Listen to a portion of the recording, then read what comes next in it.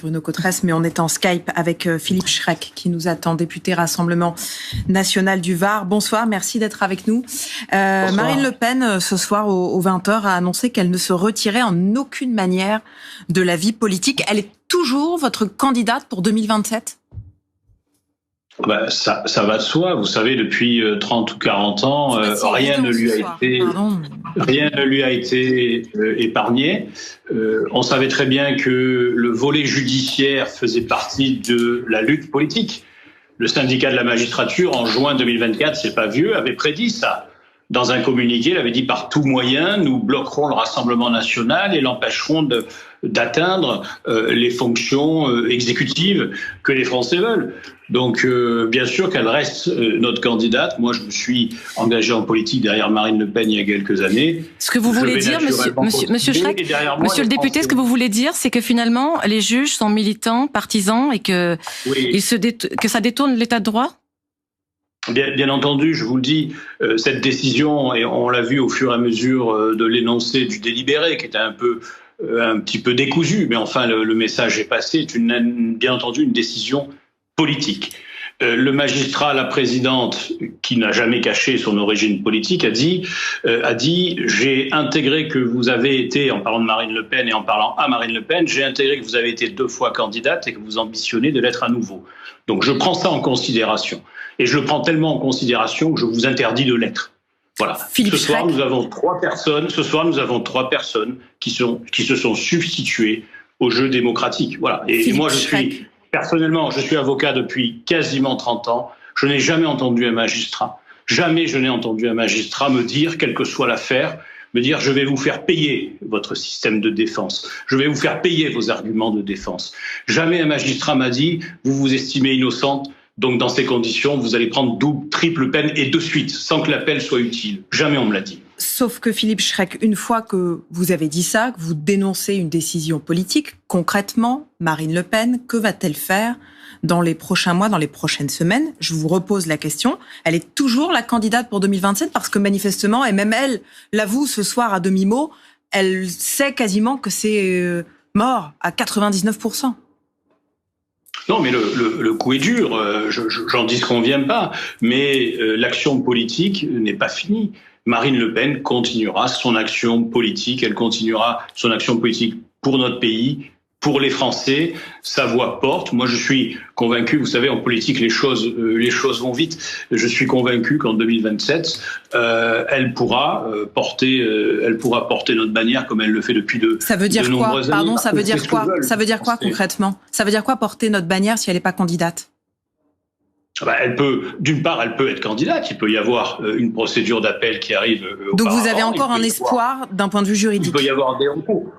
D'un point de vue juridique, oui. Après, si ceux qui doivent dire le droit font de la politique, c'est sûr que ça m'amenuise.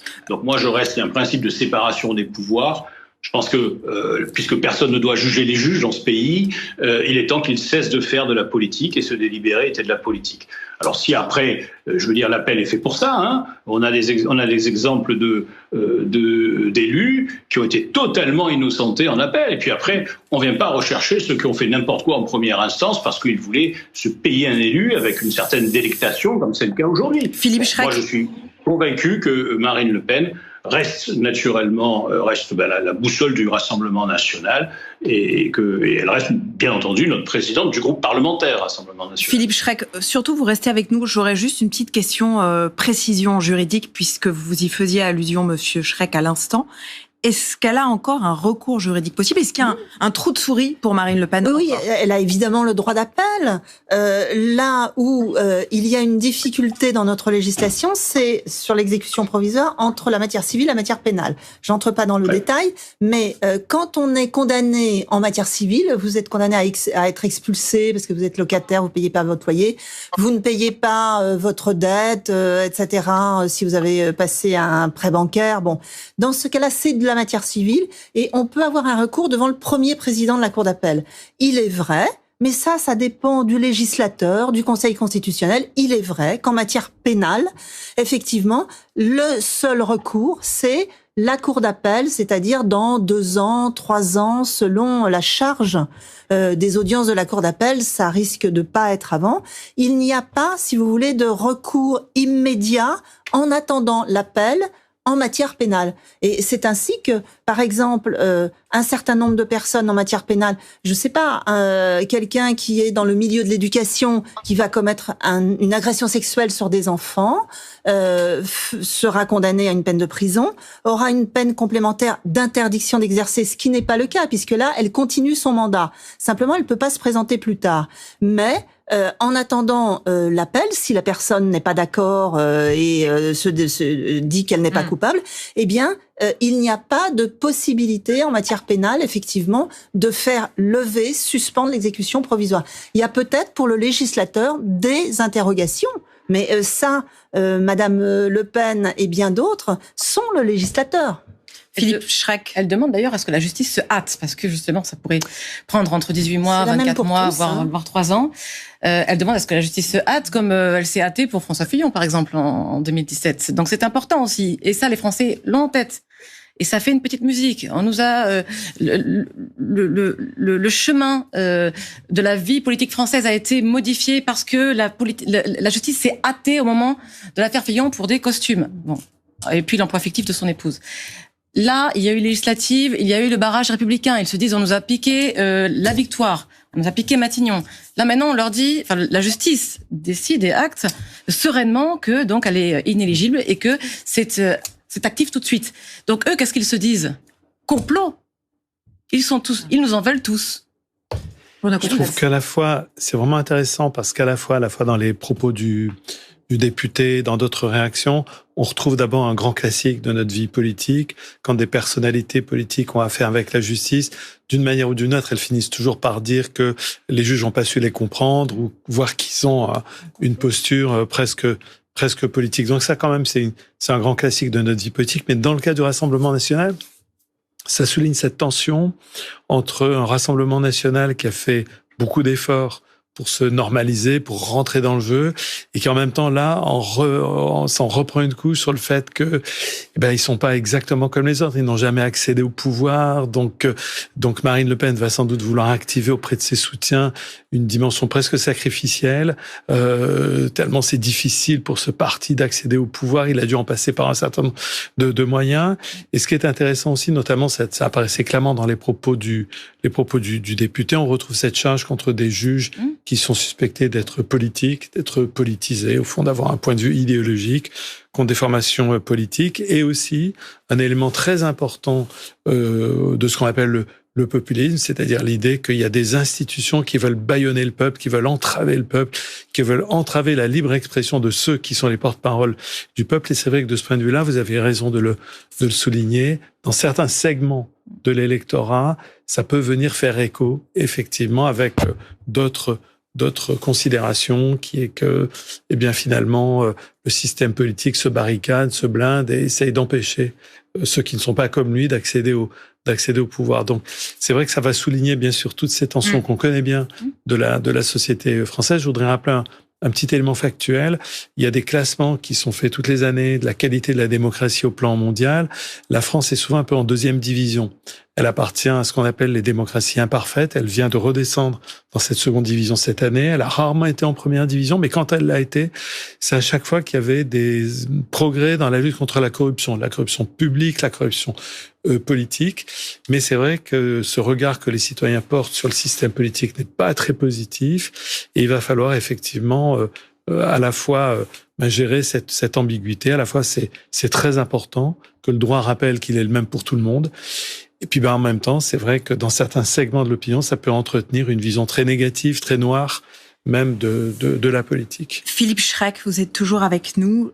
Jordan Bardella appelle ce soir à une mobilisation populaire et pacifique. Il a d'ailleurs lancé une pétition tout à l'heure sur le site du Rassemblement national. Pourquoi faire exactement ? Eh bien, pour faire écho à ce que vient de dire votre précédent, excusez-moi, je n'ai pas retenu son nom, votre précédent interlocuteur, les Français, contrairement à ce qui est dit, ne sont pas des idiots. Bien sûr qu'on peut reprocher beaucoup de choses à la classe politique, mais Je veux dire, je pense pas que la justice dans notre pays ait une très belle image. Et effectivement, il parlait de deuxième division de la démocratie. Moi, je pense qu'on est plutôt dans la deuxième division de la dictature.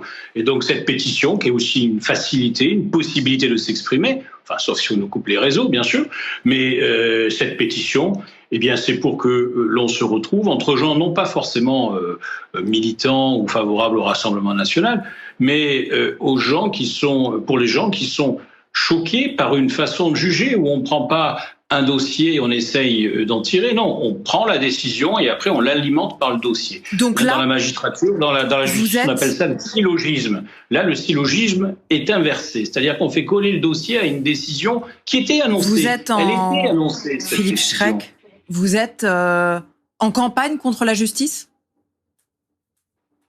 Je suis en campagne contre les magistrats qui sortent de leur rôle. Et permettez-moi, encore une fois, ça fait presque 30 ans que je suis avocat et j'en connais. Et heureusement qu'ils ont permis à mes clients d'avoir satisfaction. Mais là, nous avons des magistrats qui, encore une fois, qui nous avaient annoncé la couleur. Monsieur Schreck, vous parlez de magistrats qui vont au-delà de leur rôle, parce qu'ils ne sont pas d'accord avec vous.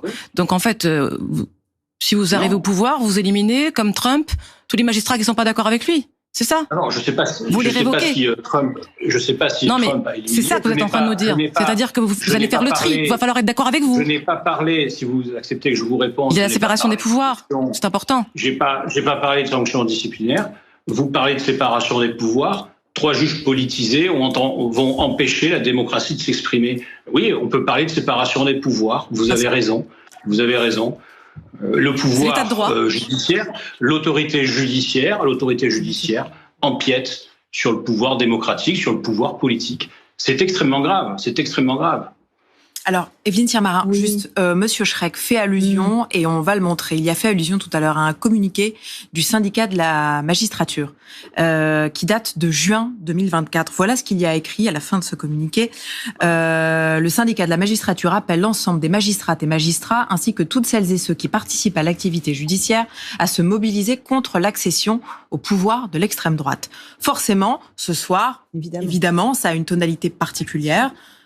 Et c'est ce qui motive Monsieur Schreck et Marine Le Pen à dire que c'est une décision politique.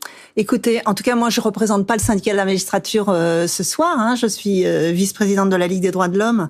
Ce que je crois, c'est que, en tout cas, le tribunal qui a jugé, à ma connaissance, ce sont des magistrats qui ne sont pas syndiqués, ni dans un syndicat, ni dans un autre syndicat, à ma connaissance, et que, de toute manière, c'est un droit aussi de se syndiquer. Maintenant, ce qu'on peut dire, c'est que il est vrai que les juges, entre guillemets, anticorruption, c'est-à-dire les juges de cette chambre financière, comme d'autres, comme des juges d'instruction, etc., sont devenus des juges sévères pour les affaires de corruption. Mais pourquoi ? Parce que je lisais, mais Monsieur Cotteresse en parlerait beaucoup mieux que moi. Je lis tous les ans l'enquête Fracture française, d'Ipsos, et qui dit bien que quand les Français sont interrogés, pas les électeurs du RN, les Français, quand ils sont interrogés, à 63% considèrent que leurs hommes et femmes politiques sont corrompus. Ils ont raison, ils ont tort, je n'en sais rien, c'est leur ressenti. Et c'est vrai que depuis 15 ans, la justice financière est vraiment de plus en plus sévère. On le voit bien dans l'affaire récente de Monsieur Sarkozy, dans l'affaire Fillon. Ils sont condamnés à des peines, dans l'affaire Cahuzac, ils sont condamnés à des peines de 4 ans, dont 2 ans ferme, etc.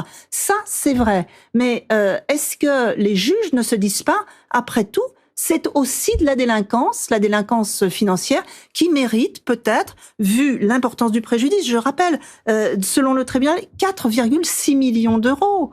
Est-ce que ça ne mérite pas quand même des peines extrêmement sévères, surtout quand on n'admet pas que la loi doit s'appliquer, puisque les preuves sont vraiment accablantes pour le Rassemblement national. Ça, c'est clair.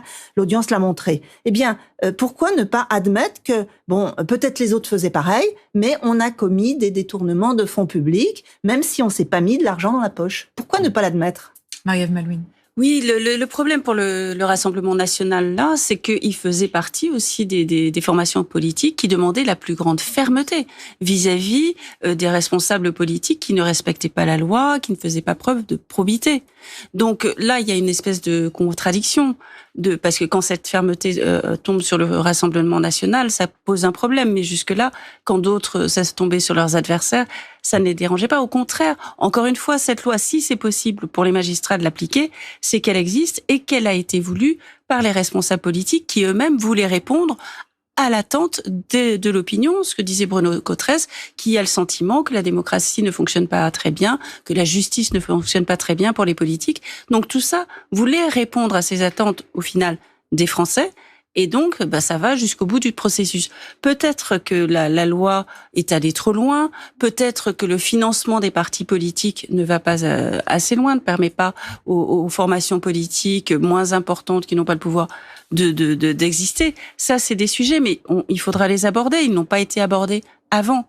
Donc, le problème, il est là, c'est que les magistrats, on peut dire tout ce qu'on veut, ils ont appliqué une loi, leur mission, c'est aussi de juger, d'apprécier la façon dont la loi est perçue par les prévenus et donc de les condamner aussi en tenant compte de la façon dont ils ont compris la faute qu'ils avaient commise ou pas. Puis par ailleurs, Marine Le Pen, elle est députée, c'est-à-dire qu'elle fait partie de la chambre qui fabrique la loi. Ah oui. Et donc celui qui fabrique la loi, normalement, il est plutôt du côté de l'application de la loi, puisque notre Parlement, il vote des lois qui ont sur chacun d'entre nous des effets potentiellement négatifs. Voilà. Mais nous, on siège pas à l'Assemblée. On est indirectement représentés. Donc c'est vrai que celui qui fabrique la loi, on peut s'attendre à ce qu'il fasse plutôt l'éloge de la loi. Et par contre, comme parlementaire, son rôle politique va être plutôt maintenant de peut-être porter un projet de loi qui vienne modifier la loi, et puis ça va être au Rassemblement national de convaincre de ce point de vue-là qu'il faut modifier cette loi. Rapidement, après on va passer aux réactions politiques de la journée. Parce que tout le monde s'en prend, enfin, en première, Marine Le Pen. Tout le monde, mais c'est un jugement politique. On l'a exécuté, voilà. C'est exactement les mêmes arguments avancés par Nicolas Sarkozy aussi. Oui. Lors de ces différents. Ils ont bon dos quand même. Ils font la justice sereinement. Ils appliquent la loi sereinement. Ce que vous diront les gens, comme vous et moi, quand si jamais on avait affaire à eux, eh bien, on serait pas en train de dire. Aujourd'hui, il a quand même fallu que Gérald Darmanin fasse un tweet pour prendre la défense des magistrats, parce qu'il y en a certains qui sont maintenant menacés de mort, puisqu'ils sont en train de dire qu'on leur a tout volé, que ces magistrats, avec leurs décisions, ont pris tout le pouvoir. Menacés de mort. Le Parti socialiste lance une pétition pour les soutenir, pour soutenir les magistrats. On est en train de tout faire éclater. Non, chacun est à sa place. Marine Le Pen doit rester à la sienne. Si elle n'accepte pas ce jugement, elle fait appel. Elle est d'ailleurs, maintenant qu'elle a fait appel, puisqu'elle l'a fait, elle est présumée innocente, même si elle est présumée innocente, ça c'est important aussi de le rappeler, même si, eh bien, l'inéligibilité s'applique dès maintenant. Et c'est ça qui lui fait du mal. Mais c'est important quand même de rappeler que quand un monsieur Bayrou dit qu'il est troublé par la décision, un monsieur Bayrou qui est quand même Premier ministre, c'est gênant. C'est gênant. Alors justement, puisque vous faites allusion, ça infuse tout ça dans l'esprit des gens. Puisque vous et ça, c'est gênant. Parce que du coup, ça embarque les gens dans une espèce de fantasme. Tout est calculé, les magistrats sont politisés, voilà. Tout est politique. Voilà. Puisque vous faites allusion à la réaction de François Bayrou, il y a eu évidemment beaucoup de réactions politiques aujourd'hui à cette condamnation. Elles ont été compilées par Fanny Veil. À gauche et dans la majorité présidentielle, la plupart saluent la décision des juges. Tel est le prix qu'ils croyaient prendre. Elle réclame l'inéligibilité à vie pour les élus condamnés au cours de leur mandat. Mais elle dit, les Français en ont marre qu'il y ait des affaires, ils en ont marre des élus qui détournent de l'argent. Bah oui, c'est bien ce qui s'est passé. En fait, ils sont des justiciables comme les autres. Et quand, comme Marine Le Pen, on aspire, ou plutôt on aspirait à les fonctions les plus hautes de l'État, on doit être exemplaire. Bien que Marine Le Pen ait été candidate à 3 reprises à l'élection présidentielle, ses opposants estiment qu'il n'est pas antidémocratique de l'empêcher de se présenter à nouveau en 2027. À partir de combien dans les sondages on estime qu'on est au-dessus des lois ? Nous sommes des citoyens comme les autres, et j'ai envie de vous dire, nous faisons la loi, nous connaissons la loi. Marine Le Pen, en plus d'être députée, elle est avocate.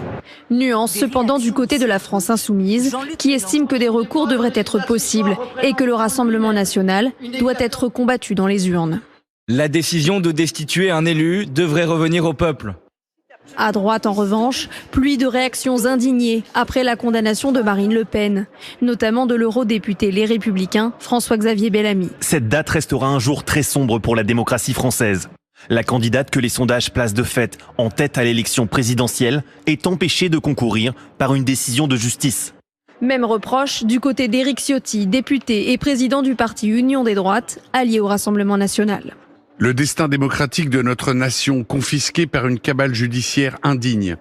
Ce n'est pas qu'un simple dysfonctionnement, c'est un système de captation du pouvoir qui écarte systématiquement tout candidat trop à droite en mesure de gagner, de François Fillon à Marine Le Pen. Le gouvernement est particulièrement silencieux jusque sur les réseaux sociaux. François Bayrou, quant à lui, s'est dit troublé par l'énoncé du jugement. Bruno Schreck, vous êtes toujours avec nous, député Rassemblement National du Var. Philippe, Schreck. J'ai une question à vous poser. Si effectivement Marine Le Pen ne peut pas être candidate à l'élection présidentielle, que vous disent les électeurs du Rassemblement National ce soir? Ceux qui comptaient voter pour elle, qu'est-ce qu'ils comptent faire? La révolution? Des manifestations? Non, comme vous le savez, nous sommes légalistes et nous ne faisons pas partie de ceux qui jetons des pavés sur les gendarmes ou sur les policiers. Faut pas continuer l'inversion des rôles, et ni sur les magistrats du reste. Mais on peut aussi développer une idée politique. J'entendais quelqu'un sur votre plateau qui dit elle a fait appel, elle est présumée innocente. La belle présomption d'innocence. La belle affaire, elle est tellement présumée innocente qu'elle ne peut même pas se présenter à une élection, quelle que soit l'élection. Et j'entendais également, c'est la loi, les juges n'ont pas d'autre choix. Mais les juges avaient d'autres choix. Les juges ne sont pas obligés de prononcer l'exécution provisoire. Et là, ils l'ont prononcé. Pourquoi? Ils l'ont prononcé, et c'est dans la motivation. Ils l'ont prononcé parce que, en faisant référence à l'élection présidentielle de 2027. Alors la présomption d'innocence et le juge qui est bien à sa place et qui besogneusement fait son devoir de justice, eh bien moi j'y crois pas et les électeurs n'y croient pas. Les électeurs n'y croient plus. Les gens, contrairement à ce qu'on vous dit, alors on va dire que c'est du populisme, c'est tellement facile intellectuellement de dire que c'est du populisme. Qu'est-ce qu'ils vont faire? Mais les gens continueront à voter, que nos idées vont rester.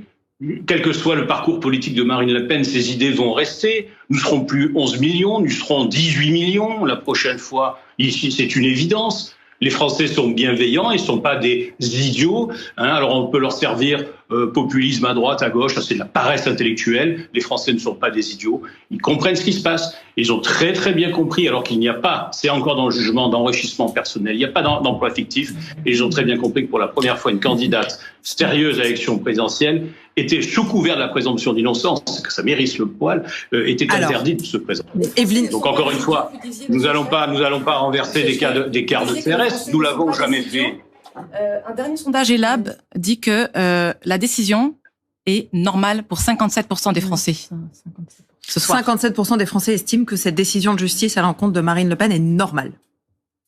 Oui, ça fait 43% au premier tour. C'est exactement le sondage qui est sorti dimanche dernier. Donc il y a 43% des Français qui ne sont pas des idiots. Il y a 43% des Français, 43% des Français. Ça reste quand même 57, ça fait quand même 57% qui trouvent la décision normale. Depuis juin 2024, 11 millions de Français sont invisibilisés. Maintenant, c'est 47% des Français qui le sont. Alors. Très bien. Et puis, qu'on leur laisse la possibilité de se présenter. Moi, si en 2027, les Français estiment que Marine Le Pen n'est pas digne, en raison de son antécédent judiciaire, d'accéder à quelque fonction que ce soit, pourquoi pas? Alors, ce sera leur choix. Mais on interdit aux Français, comme en 2005, on interdit aux Français le choix. Comme en 2005, on leur a fait choisir. Ils ont choisi quelque chose sur un traité européen. On leur dit, vous avez choisi ça, mais on va faire juste l'inverse. Evelyne Siermarin, pardon. C'est intéressant ce que dit Monsieur Schreck sur la présomption d'innocence. Oui, bien sûr. C'est vrai qu'elle est présumée innocente. Oui. Et pourtant, elle ne pourra pas se présenter. Oui, mais ça peut paraître complètement contradictoire. Pour les électeurs du Rassemblement national et pour les Français d'ailleurs. Mais ça, c'est le problème de l'exécution provisoire qui est nécessaire dans un certain nombre d'affaires. Vous conduisez en état d'ivresse, vous êtes dangereux, on vous suspend votre permis de conduire. Non, je ne dis pas que c'est pareil, mais il faut que ça existe, l'exécution provisoire. Mais peut-être le législateur doit s'interroger, mais les juges, pourquoi ils ont appliqué l'exécution provisoire? Dans leur jugement, ils ont fait une balance, une proportion entre la gravité des atteintes à la probité qui a été commise, donc des millions d'euros, une grande durée, un système industriel d'organisation de détournement et l'atteinte effectivement au droit de vote des électeurs qui votent au national. Ils ont balancé ça et ils ont considéré que l'atteinte à la probité était plus importante que l'atteinte au droit de vote des électeurs qui éventuellement voteraient Marine Le Pen, considérant que, évidemment, il y aura de toute manière, bien sûr, un candidat Rassemblement National en 2027. Ça, c'est l'essentiel quand même. Oui, Bruno Cotresse. Cette dimension, elle est, je pense, assez essentielle parce que quand on regarde effectivement, c'était rappelé tout à l'heure, les enquêtes d'opinion dont on dispose sur comment les Français perçoivent l'univers de la politique, c'est vrai que le perçoivent de manière très, très, très négative, mais vraiment extrêmement négative, je dirais même.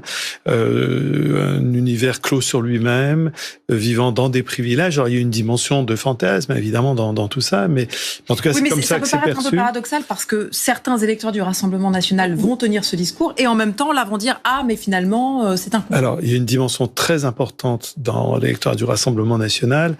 Il a un grand sentiment de très grande colère contre le système politique, ça va pas s'arranger, contre le système social. Ça ne va pas s'arranger. Ça va pas s'arranger, évidemment. Et effectivement, sans aucun doute, si Marine Le Pen n'était pas finalement candidate à l'élection présidentielle, il y aurait évidemment une candidature du Rassemblement National. Et les raisons pour lesquelles les électeurs votent Rassemblement National n'ont pas disparu aujourd'hui. Alors, sur le plan B, si Marine Le Pen n'était pas candidate, est-ce que Jordan Bardella ferait l'affaire ? Je voudrais qu'on écoute la réaction de Marine Le Pen ce soir sur son poulain. Jordan Bardella serait le meilleur candidat pour défendre vos idées en 2027. Je veux dire, Jordan Bardella est un atout formidable pour le mouvement et je le dis depuis longtemps. J'espère que nous n'aurons pas à user de cet atout plutôt qu'il n'est nécessaire. Mais en attendant, je suis combative. Je ne vais pas me laisser éliminer ainsi. Marie-Ève Malouine, elle n'adoube pas vraiment Jordan Bardella ce soir. Non, parce qu'elle n'a pas encore décidé intégrer l'idée que ce ne soit pas elle la candidate. En même temps, elle ne veut pas fermer la porte non plus à une candidature Jordan Bardella. Ce qui peut se passer aussi à l'intérieur du Rassemblement National, parce que c'est une famille politique, et comme dans toutes les familles politiques, il y a différentes idées, il y a différentes stratégies, il y a différentes options. Et il y a des gens au RN qui, de temps en temps, disent Marine Le Pen, après son échec en 2022, elle n'y arrivera jamais. Elle arrive au second tour, mais elle passera jamais le cap pour être élue. Et qui pensent que la ligne de Jordan Bardella, qui défend une union des droites, est plus porteuse. Et puis il y a ceux qui disent aussi que sur le côté, il vaut mieux être plus libéral, plus à droite encore, comme ce qu'incarne Jordan Bardella. Et là, pour l'instant, vont sur les plateaux tous les gens qui sont derrière Marine Le Pen. C'est vraiment ses proches. Mais ceux-là aussi savent que si Jordan Bardella arrive, il y en a quelques-uns qui seront pas gardés. Donc, dans la famille politique, ça peut débattre. Et donc, ça va l'affaiblir. Forcément, en tout Marine cas, Le Pen. Chez les sympathisants RN, je voudrais qu'on regarde des chiffres, Patricia, d'un sondage Odoxa. C'est Jordan Bardella qui a le plus la cote. Voilà, 60%. Des sympathisants RN qui verraient bien Jordan Bardella, 32% pour Marine Le Pen. Donc voilà, Jordan Bardella, on est à 2 ans du scrutin. Il est quand même bien présent. Il va falloir qu'il rentre dans le bain du débat politique dès que ça va devenir un peu technique. Il est un peu perdu. Il est trop vert pour vous là ? Il est beaucoup trop jeune. On l'a vu d'ailleurs aux européennes que par moments ça bloquait quand même. Et donc c'est peut-être un peu le défaut chez le RN puisque Marine Le Pen, elle aussi, lors des débats de second tour, elle avait du mal. Mais alors lui, avec il est quand même assez inexpérimenté pour s'engager dans ce genre de combat. Et en plus, il est très très jeune, donc à un moment donné, ça risque de se fissurer. En plus, il veut aller vers l'union des droites. Sauf qu'il y a déjà quelqu'un sur ce chemin-là. C'est Bruno Retailleau, et Bruno Retailleau sera peut-être... Bruno Retailleau prend pas l'union avec le Rassemblement National. Mais il va sur le terrain des LR. C'est plutôt Éric Zemmour. Oui, mais Retailleau n'est pas sur l'union avec le Rassemblement National. Je veux dire qu'il essaye d'aller manger chez Bruno Retailleau, mais que Bruno Retailleau va aller manger du côté du Rassemblement National.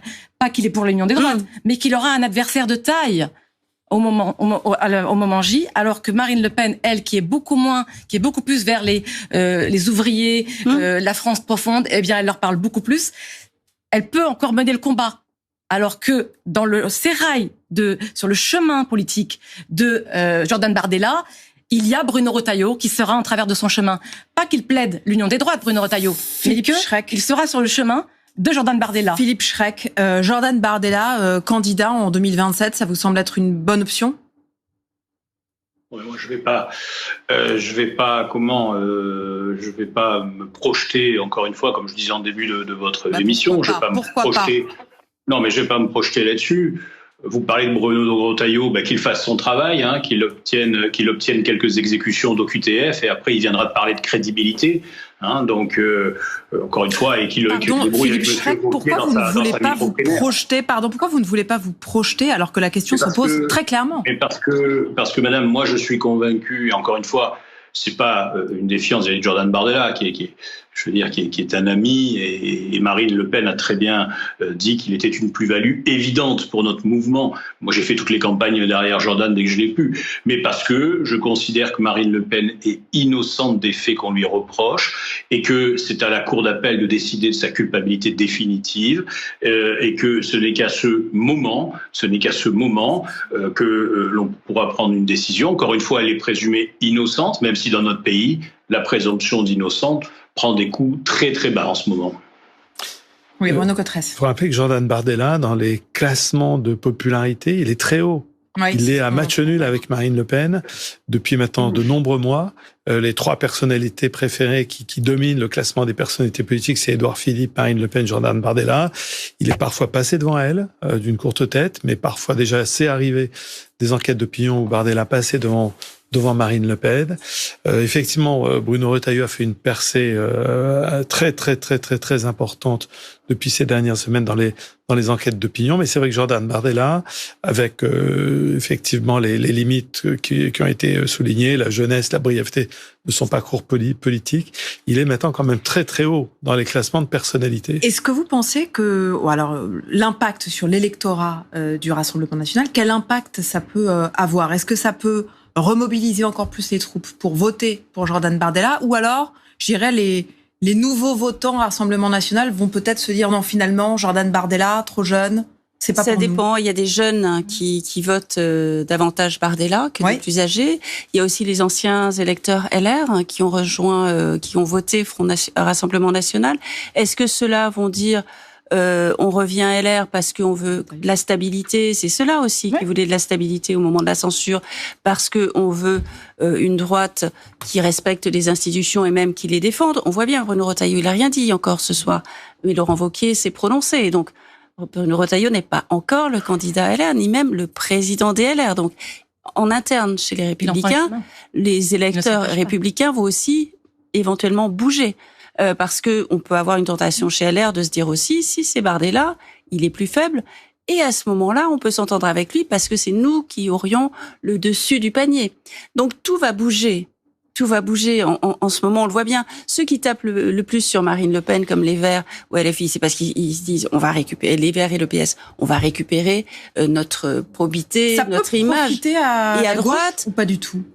La gauche, disons que elle peut dire qu'elle a payé sur les affaires. C'est elle qui a fait avec la loi Sapin 2, elle a fait les affaires. Elle a un ancien président de la République qui n'a pas eu d'affaires. C'est, je crois, peut-être même le seul, François Hollande, qui n'a pas eu d'affaires. Donc ça va redistribuer les cartes pour tout le monde et les stratégies vont bouger. Et on le voit déjà dans les réactions ou non-réactions ce soir. Chaque réaction est à plusieurs coups par rapport à la présidentielle. C'est vrai que c'est très intéressant parce que ça fait 10 ans qu'on a au second tour de l'élection présidentielle Marine Le Pen, Emmanuel Macron, et là, a priori, il n'y aura aucun des deux. Donc ça rebat. Oui, il n'y aura aucun des deux. Effectivement, pour rejoindre ce qui vient d'être dit, c'est ça qui est assez passionnant en même temps dans la politique, l'analyse et l'observation de la politique, c'est une matière vivante. Donc effectivement, dès qu'il se passe quelque chose d'aussi important, un événement aussi considérable, il va avoir des effets de ricochet sur les stratégies des autres, et ça va sans aucun doute faire beaucoup phosphorer dans certains segments de l'électorat sur la thématique l'union des droites, etc. Donc il faut s'attendre dans les semaines qui arrivent effectivement à surveiller de près les mouvements tactiques des uns et des autres, de Laurent Wauquiez, d'Éric Ciotti, d'Éric Zemmour. Ça va avoir un effet de ricochet. Bien évidemment. On va vite le voir avec les congrès du PS, des LR déjà. Mm-hmm. Et ça va être important. Selon qui va prendre la tête du PS, qui va prendre la tête des LR. Donc déjà ça va jouer. Ensuite ils vont commencer à se préparer. Est-ce qu'on y va le PS selon qui sera le patron du PS? Eh bien ils iront avec Glucksmann ou bien ils iront tout seuls. Enfin ça va être compliqué. Donc tout ça va se discuter. Et en effet aujourd'hui tout est redistribué Et en même temps, le seul qui bénéficie de ce qui s'est passé, c'est François Bayrou, parce que elle a pas intérêt à tout faire sauter là pour l'instant. Alors, justement, ouais. Parce que si elle signe une motion de censure, si elle la vote, si elle appelle ses équipes à la voter sur les retraites notamment, parce que ce serait le seul moment, le seul timing d'ici la fin de la session parlementaire, eh bien, elle se ferait harakiri. Elle ne pourrait plus se représenter. Donc elle aurait même plus de rôle. Justement, il y a encore quelques semaines, quelques jours, le Rassemblement national appelait de ses voeux une nouvelle dissolution de l'Assemblée nationale. Est-ce que c'est toujours ce que vous souhaitez ? Non, mais vous parliez des socialistes et des LR. Je veux dire, ces micro-partis, les gens les ont abandonnés. Vous pensez une seule seconde que notre choix, qui sera le choix dicté par Marine Le Pen, va dépendre du maintien de son poste de député? Non, mais vous considérez que nous sommes des gens de déshonneur? C'est-à-dire que nous censurerons le gouvernement dès lors que nous en aurons la ligne politique. Donc, pardon, c'est la question que je pose. Vous souhaitez toujours une dissolution de l'Assemblée en juin, concrètement? Mais madame, la situation personnelle de Marine Le Pen que vous connaissez en cas de dissolution ne va pas du tout être influencée par le jugement d'aujourd'hui. C'est l'intérêt des Français qui vont continuer à nous aiguiller.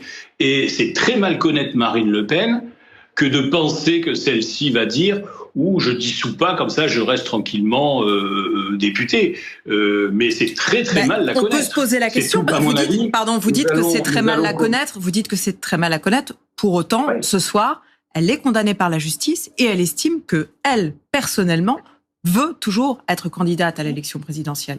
Oui. Donc, on ne peut pas nier son ambition politique personnelle. On ne nie pas son ambition politique, mais cette ambition politique que moi je soutiens et derrière laquelle je pousse et je m'inscris ne va pas être conditionnée par disant attention, je vais perdre s'il y a une dissolution, je vais perdre mon mandat de député. D'abord, la dissolution, c'est pas le Rassemblement national ou Marine Le Pen qui va la décider, c'est le président de la République, c'est son impérium, c'est son seul impérium. Donc déjà, on est sujet là-dessus, on est sujet passif. Mais de penser vous avez quelques moyens de pression en tant que député, quand même. Non. Penser que l'un est lié à l'autre est une erreur. Et encore une fois, c'est mal la connaître. S'il faut renverser le gouvernement, s'il faut le censurer, ce sera une décision totalement, et ça j'en suis convaincu, ce sera une décision totalement déconnectée de son sort personnel, ce sera une décision politique.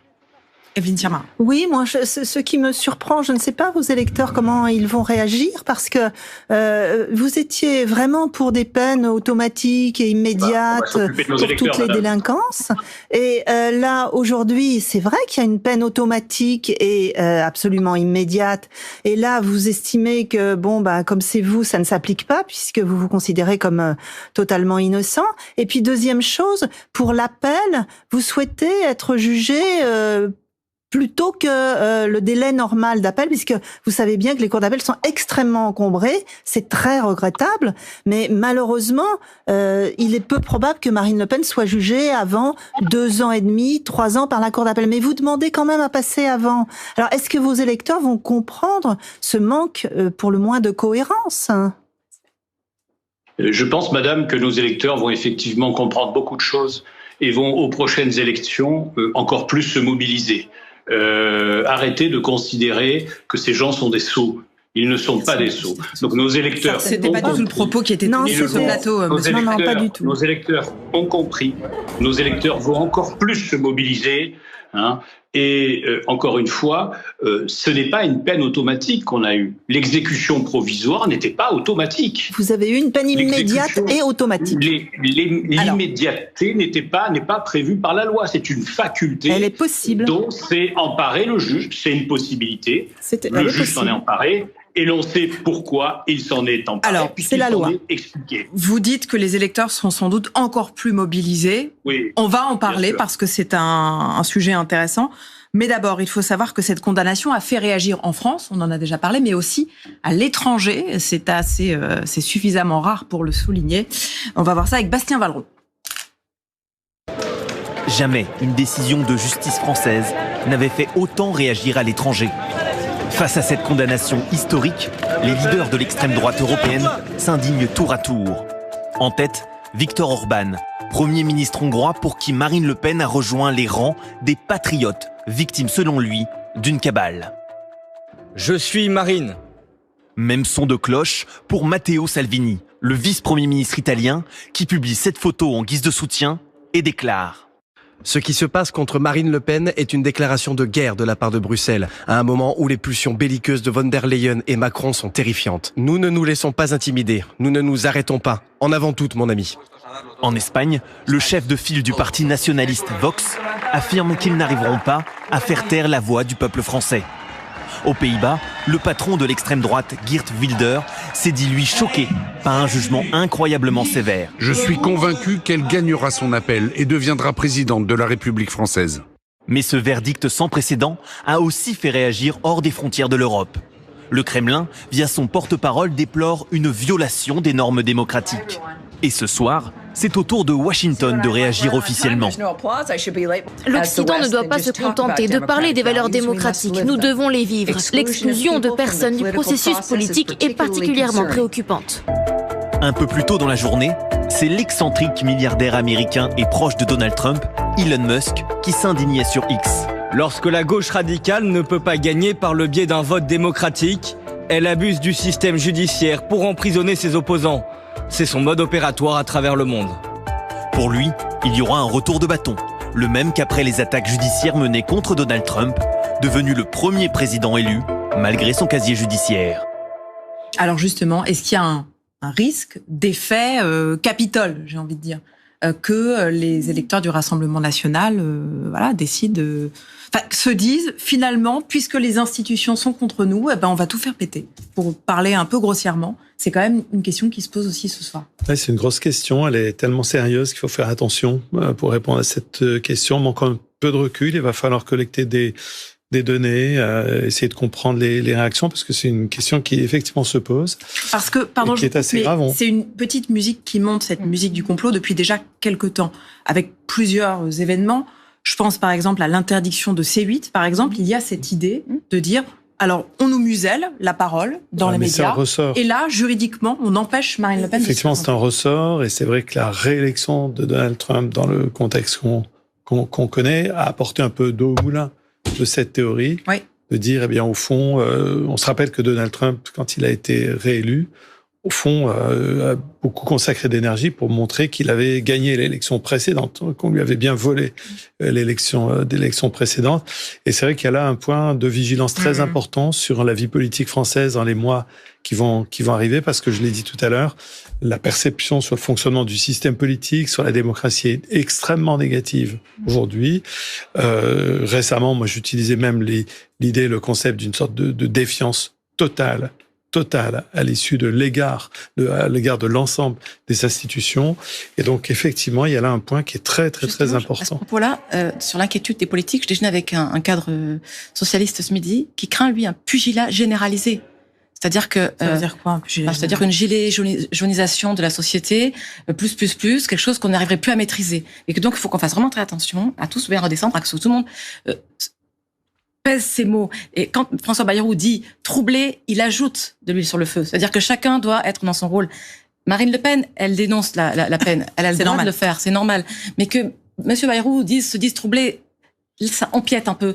Du coup, ça porte et ça participe de ce fantasme que tout est déjà cloisonné, on ferme C8, on nous empêche de nous exprimer, on a empêché Fillon pour des histoires de costumes, Sarko, il a s'embrassé, mais fait recours au Conseil constitutionnel, qui est proche d'Emmanuel Macron. Voilà, les gens ont l'impression que tout est verrouillé, et qu'en fait, et que là, le seul droit qu'on leur enlève, le dernier droit qu'on leur enlève, c'est celui de voter, et qu'on leur enlève leur candidate, en tout cas pour les électeurs du RN. Et que donc, en effet, il craint une sorte de pugilat généralisé entre les différentes forces. Après, c'est un propos tenu ce midi sur le vif de l'action, dans le vif de l'action, après la condamnation de Marine. Ce qui est sûr, c'est qu'il y a un risque, et on voit tous ceux qui réagissent de Moscou à la Maison-Blanche. Ce sont des gens qui contestent les institutions. et qui ont bénéficié ou qui sont à l'origine de manipulations avec ce qu'on appelle l'ingérence numérique, c'est-à-dire la multiplication des fake news. La plupart mettent en cause aussi l'élimination d'un candidat en Roumanie parce qu'il est apparu en quelques mois grâce aux réseaux sociaux et on soupçonne les Russes d'être derrière. Et donc, quand tous ces gens-là disent, mais promptement, à peine l'info était-elle sortie, en la simplifiant aussi un peu, Elon Musk, il explique qu'elle est emprisonnée. Donc, les gens, plus on est loin, ils vont croire qu'effectivement, Marine Le Pen est emprisonnée. Oui. Il nous reste 1 minute, ouais. Et donc, on va avoir aussi, peut-être pas un pugilat, mais il faut être vigilant aussi sur l'information et l'explication factuelle des faits. Les commentaires est libre, mais les faits sont les faits. Et là, on a beaucoup de commentaires sur des faits qui n'en sont pas. Et par rapport, dire elle est condamnée parce qu'elle s'est défendue, c'est faux factuellement. Oui. Et ça, il faut pouvoir... mais à la fois c'est dans les éléments de langage de tous les RN ce soir. Ils disent la même chose. Or, ils savent très bien que ce n'est pas vrai. Mais on a un peu l'impression à la fois, ça vaut pour l'actualité française ou américaine, que les faits n'ont plus tellement d'importance aux yeux des électeurs. Un dernier mot. En même temps, pour l'affaire Nicolas Sarkozy, qui lui aussi critique tellement la justice, la presse étrangère, donc non pas les dirigeants, mais la presse étrangère est très très étonnée, sinon complètement outrée que en France, un président de la République non seulement soit accusé de telle chose, mais puisse être condamné parce que il peut être condamné et que si il a fait ça, que ce soit Le Temps, que ce soit le New York Times, etc., la presse étrangère dit mais enfin qu'est-ce qui se passe en France vraiment du point de vue de la corruption? Ils sont quand même très très étonnés de notre pays. On se demande ce qui se passe aussi aux États-Unis. On se le demande. On peut quand même se le demander aussi. Merci beaucoup d'avoir participé à cette discussion ce soir. Merci beaucoup Philippe Schreck, député Rassemblement National du Var, d'avoir été avec nous également. Bonsoir et merci à vous de nous avoir suivis. Très belle soirée. À demain.